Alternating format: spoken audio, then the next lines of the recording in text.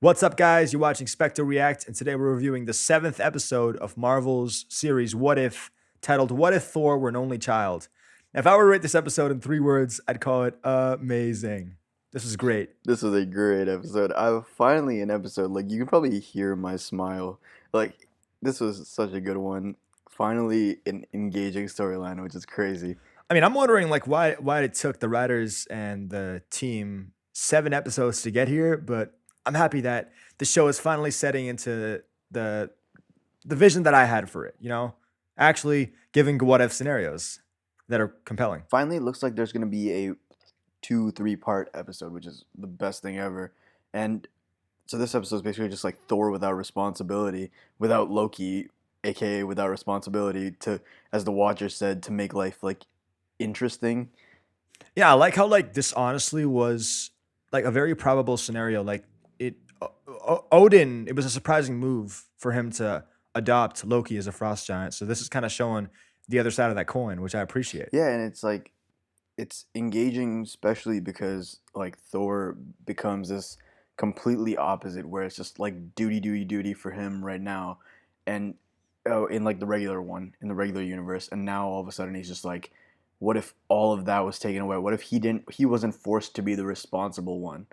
That's such an interesting storyline. I mean, to be fair, it is we do get to see little bits of Thor's comedic side in the MCU. So it was great to finally get an entire episode dedicated to I that. think this was just like imagine if Taika Waititi like took over early and just like because ever since Taika Waititi took over, it was like a completely different Thor. But this was funny, funny. Like this was just him, like the exact amount of dumbassery that I wanted from this show.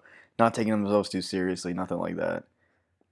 Yeah, like me and you, we've laughed every episode. This is probably one of the first times we've laughed unironically for the entire episode. Yeah, yeah, yeah. And like for the entire episode, like the whole time, I don't think we stopped the entire time. Like this wasn't like name tag level humor, right? This was like actually some funny shit. Like Surtur and the Statue of Liberty. Remember that? That was like the greatest cameo out of them all. Surtur with the Statue of Liberty, like he was like flirting with the Statue of Liberty that he like they burnt off the arm or something. That was so funny. Absolutely beautiful. They did the characters a little dirty in my opinion. Like Thor, for example, was a little dirty. Like the way they had him, because he had like a super round face in this one for some reason. Yeah, he was looking like similar to the comic store without the whole facial hair thing. Yeah, yeah, yeah, But yeah. honestly, it was nice to have Hemsworth back. Yeah, he was great. And nobody else can voice Thor. Nobody else can be Thor. I don't care what anyone says. That's Thor. Absolutely. I know you were mad about someone else that I know you were mad about someone else that they did dirty. Yeah, yeah, as an avid Natalie Portman fan, I was disappointed to see that they did her dirty. Yes, they did her horribly bad, and that the animation was not the best. The animation has never been the best though, so it's like it's not Yeah. surprising. But at least this was funny story wise. Maria Hill becomes the acting director of Shield because of some dumb stuff that happens to Fury, and this happens in everything, bro. Like even in Captain Marvel, like the reason he lost his eye was because the Flargon or whatever the cat's name is like cut it. So now he gets like decked into a pool. And for those of you wondering why they named the cat Goose, it was explained that it was a Top Gun reference. So excellent movie. Watch that if you haven't. Yeah, for sure. And so obviously Maria Hill is the acting director of Shield, and she's for some reason super tight in this one and like trying to get Thor off. And I don't blame her because Thor apparently killed the planet during his last party. But who I don't know what was going on with the rest of it. So they call in Captain Marvel. Also, like Grillo's character was also there. So they call in Captain Marvel. Captain Marvel comes in, and they have a big Thor versus Captain Marvel fight. And one thing that I noticed that was really interesting was that Captain Marvel comes in, and Loki, who's the Ice Bros, because he's a Frost Giant now, he like makes a wish because he thinks Captain Marvel is a shooting star, and he makes a wish soon after Thor gets into a huge brawl and gets punched in the face multiple times. So I don't know, maybe that was Loki's wish all along. Yeah, I mean, Captain Marvel was Loki's wish I also realized. enjoyed how Thor versus Captain Marvel, the thought of like, because there was this whole clip of Brie Larson and Chris Hemsworth arguing. It was just really interesting to me how they put that in, and they kind of evened them out. They didn't show like a decisive winner, but I guess Thor won at the end.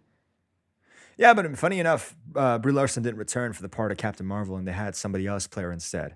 Yeah, I get what you mean. Like from a voice actor's point of view, even that little Surtur scene, like I loved the fact that it was the same actor because I think everyone in What If should have been the same actors from the beginning because it adds credibility to it and it just makes it funnier to hear those people who did the super serious role be like really funny. Yeah, 100%. I mean, it really helps kind of sell the fact that these are the same characters in a way from the MCU, but I like how some of the voice actors kind of put a different spin on their voice as if like they are different people, you know? It really helps sell the whole concept of what if. It is technically a variant, right? Because this is confirmed, obviously, that Sylvie killed King. The timelines that branched out is like these are one of the timelines that branched out, and lucky enough, now we're finally seeing that the story is gonna combine. So there's gonna be, I guess, a bunch of timelines that intersect because of the Watcher. Yeah, I mean, one character we have yet to see is the Mad Titan Gamora, but I know Evil Doctor Strange is coming back too. So in addition to Thor, so it should be a nice kind of crossover event. I know Marvel's awesome at doing those, so looking forward to it. It'd be really cool if this Thor ever ended up coming into the MCU. I doubt it, obviously, but that'd be interesting. We've all gotten ideas of Doctor Strange coming into the MCU, the evil one.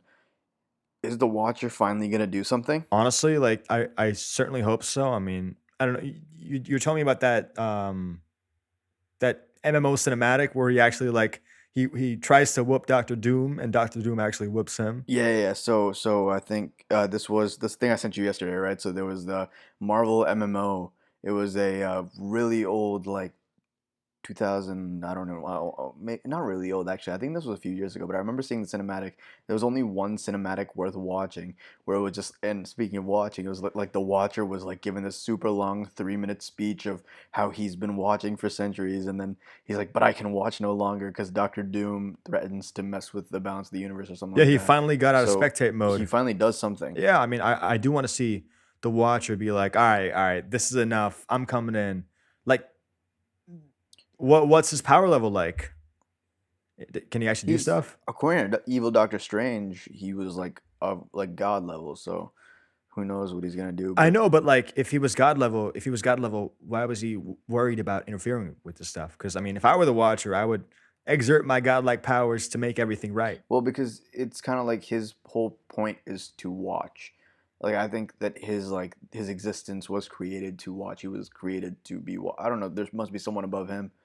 It's kind of like the I Eternals mean, thing, that's right? kind of stupid. I mean, if you the entire point of a security guard is to watch, but also to do stuff if things go wrong. I mean, this dude just he's like it's like the kid in the movie theater just watching it all unfold and being like, yeah, sorry, I can't help you out. Well, is so. I remember we were talking about other cartoons, and there was one that like Superhero Squad, and in that one, the Watcher is always just sitting on a chair eating popcorn for the most part.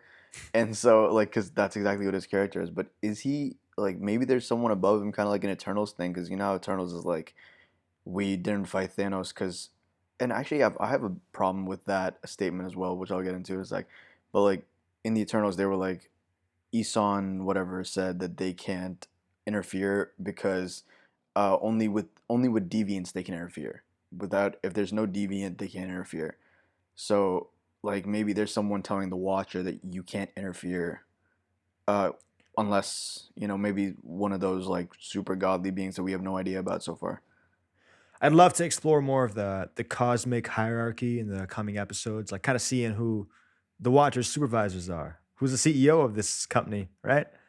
Yeah, and like I don't think even then, right? Like if the Watcher is able to break out and like just use his powers, then why wasn't he like if something pushes him to the edge and makes him do it, then that means there were no consequences to doing it in the first place. Precisely. I mean, they do have to resolve that at a certain point. And also about the Eternals, like the Eternals thing I was saying, technically Thanos is a deviant, so I don't know why they weren't. I hope they explain that later on. Yeah, I mean, I'm at least glad that they're giving us explanation as opposed to what they did with Sword and WandaVision, where they're just like, all right, Sword's been here the entire time, and they did jack shit. So, I mean, just figure it out yourself. Eternals attempted to say something like, "Oh, that's why we didn't involve ourselves with the Thanos thing." But Thanos has this like deviant gene or something, right? Some in the comics, I think there was something like that. Yeah, And like a mutant titan, right?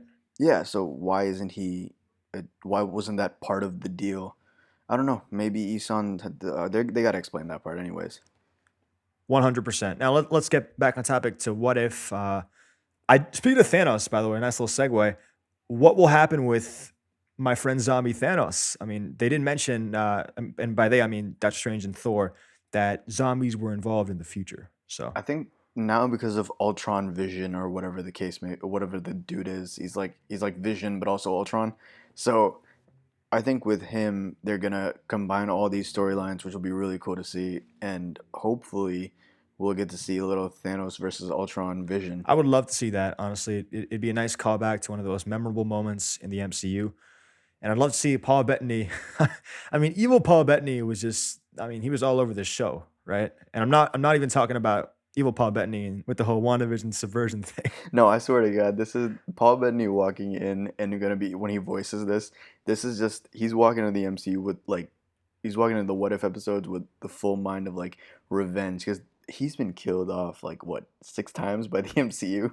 Yeah, he just keeps coming back. I mean, you just can't kill this dude. But I'm glad that they're finally not taking themselves too seriously and making something enjoyable. Hopefully, they don't lose this completely just because there's a serious note again. And hopefully, they start making endings again. Endings are so important. You need a satisfying resolution to any story. I mean, it's funny how this is the same writer, A.C. Bradley, who brought us the masterpiece, What If Captain Carter Was the First Avenger? I know I really enjoyed that one, as you guys know. But I mean, all jokes aside, it's good to see they're finally moving in a positive direction. Yeah, finally a three. It looks like this is gonna be a three-parter, so very excited. It might be the first time where I'm actually like anticipating the next What If episode. So congratulations to you, What If team. It might be the first time I actually go in and try to see what these leaks are looking like. Yeah, honestly, like the leak scene has been pretty dry, but I know it'll pick up around Hawkeye for sure. I know Oh, 100%, 100%. Hawkeye is gonna be a awesome holiday present for all of us MCU fans. Yeah, we were watching the trailer and we never actually got to put that out, but like the trailer was so interesting, and also didn't we hear rumors that he was gonna be like his comic accurate like costume was gonna be there? Yeah, I'm looking forward to them not making his costume look stupid. But I mean, they pulled it off with Scarlet Witch, so honestly, their costume team could do There was anything. there was a leaked image of this somewhere, and I think he looks a little bit like the purple Power Ranger to be very honest with you. Yeah, you do have a point there. I can see the resemblance. But yeah, they're gonna do a really good job. I love the music on that. The whole thing was cool, and it's also really interesting that Hawkeye is gonna be around the same time as Spider-Man: No Way Home. So there might be like a big event in that does something to like mix into the movie. Because I heard like rumors something about like Kingpin coming into Hawkeye. Oh, that would be awesome. I mean, the villains in that show alone are enough to entice me. I mean, you got possibly some thugs from Ronan's past. You've got Tony Dalton. I love Tony Dalton because of his role as Lalo Mm. and some other things he did. But he's a standout actor. He's playing Oh, he's awesome. Swordsman, who's an old enemy of Hawkeye's, right? Yeah, yeah, yeah. And finally, you got Yelena from Black Widow, who I just would love to see her be a villain. You know, she was about as lovable as a Red Room assassin could be in the Black Widow movie, but I want to see more of her darker side. And not only the thugs, bro. You gotta. So he was fighting like the organized crime stuff in Endgame. Like I think it was he was taking out some yakuza guys in that thing in the Endgame scene. So that might be really interesting to see some organized crime finally come in. Like we already saw Madripoor, so maybe we'll see some more of that stuff. You know, like a 600 grand type situation, right? Yeah, I mean, yeah, honestly, all bets are off for this show. But one thing that I know for sure, it's definitely going to be awesome to see. yeah. And anyways, what if is picking up? Hopefully, Hawkeye does not pull a what if and be super uninteresting for 7 episodes straight, and then actually for 6 episodes straight, and then be like a very good 7 episode, and then eight and nine. Let's see what happens. Exactly. Yeah. I mean, I'm just I'm just waiting on the story to wrap itself up in a really satisfying manner and hopefully set the stage for season two's batch of stories. I want to see Luke in season two. Please make it happen, Marvel. And hopefully they don't just take this and be like, we'll continue the entire thing in season two and then spend all of season two adding to the what if stories so that there'll be a bigger battle in the finale of that one. Like I don't want that to happen. I can totally see it happening, but I don't want that to happen. AC Bradley, don't make that happen. Well, you know, at Spectre, we like to be optimistic, so hopefully we'll care about the rest of these. Anyways, that's it for today's review. Let us know what you guys thought of this episode and your predictions for the forthcoming 2 episodes. Until next time, see you guys.